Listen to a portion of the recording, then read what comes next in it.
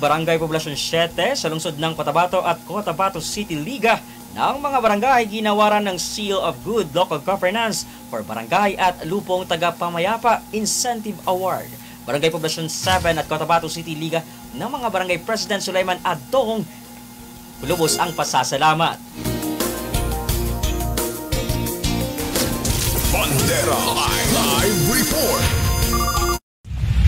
Sa totoo lang ako po ay nagpapasalamat sa MILG pagkilala sa amin na bilang nakatanggap ng awarding na Seal of Good Local Governance for Barangay. At saka pati yung mga lupong tagapagmayapan Incentive Award.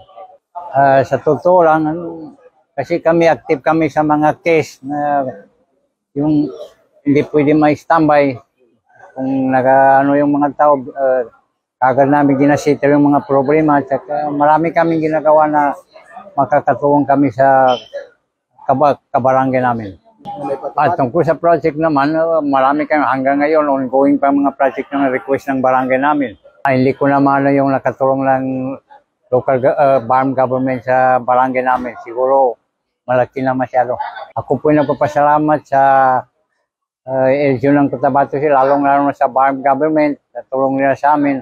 Hanggang yun, tinutulungan pa rin kami.